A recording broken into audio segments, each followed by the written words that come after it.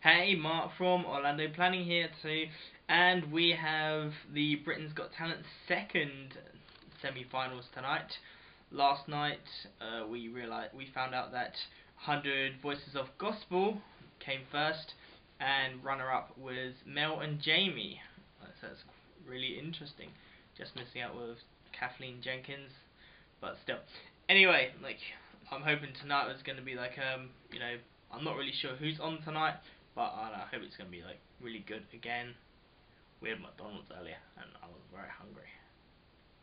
Okay, so next up was Wayne Wood,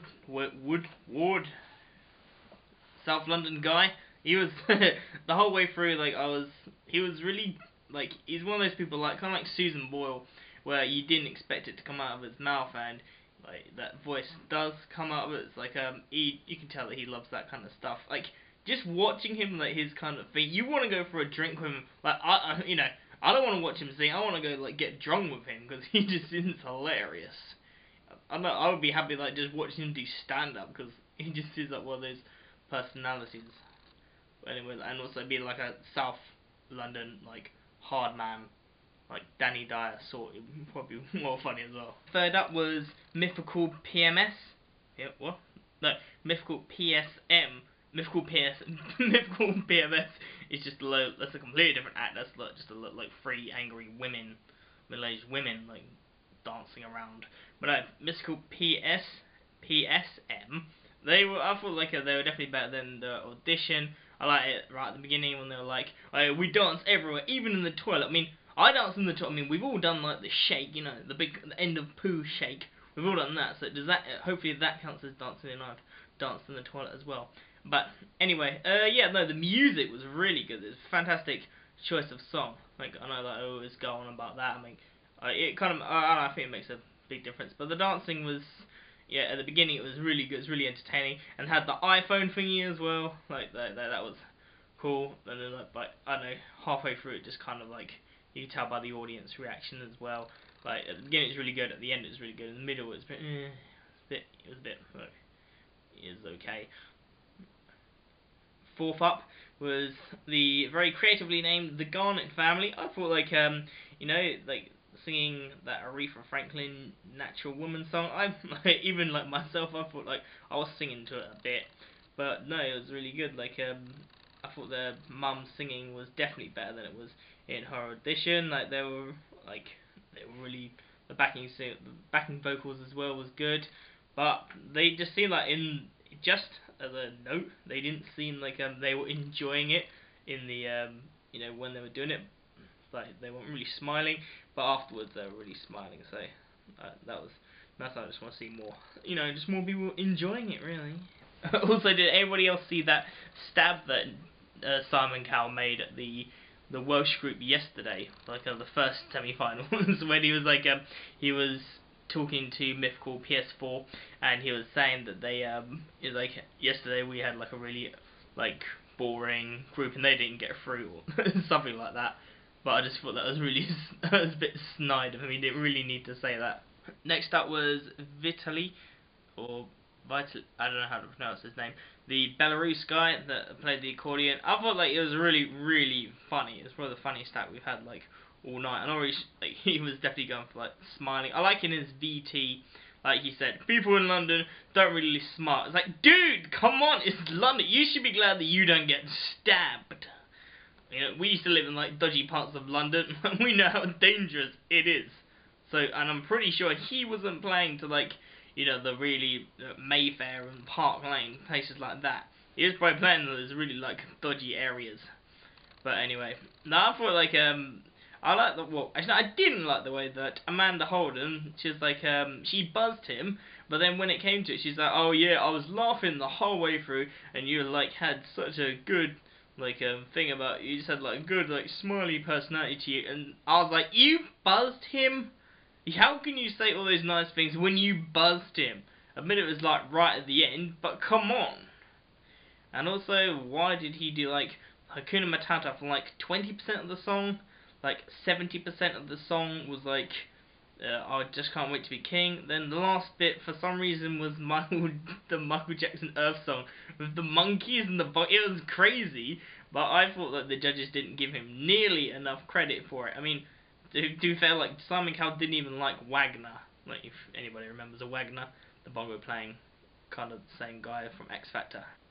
Afterwards was Rachel Woodall. I thought like her vocals, like there was nothing wrong with her vocals at all. I couldn't fault her on her vocals and like breathing and things like that. That was all really perfect.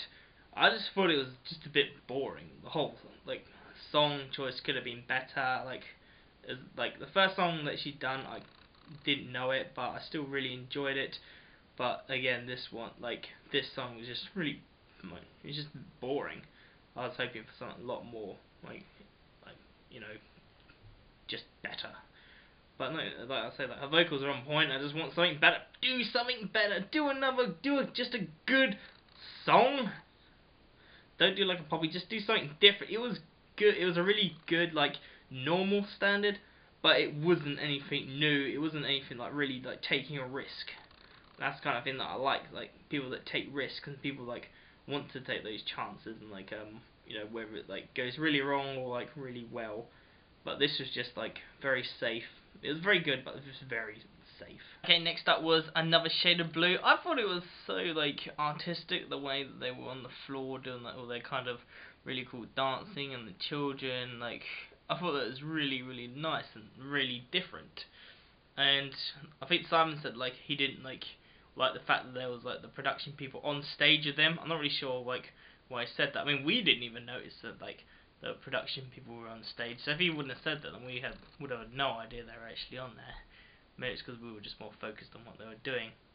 But no, it was really like different. That's kind of exactly the kind of thing like that I like. Like, I mean, it wasn't over. I mean, bits of it were kind of like a bit like samey. They didn't do anything like different this time, but it was good.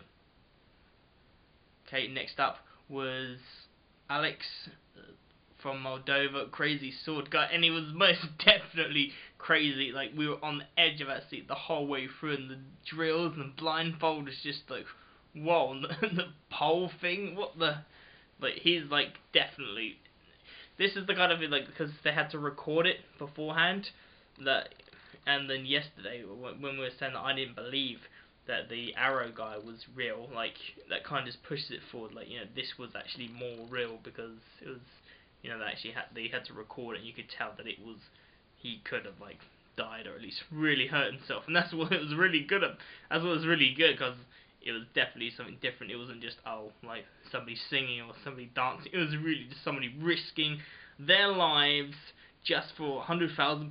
It's just the craziest thing that people would do, like.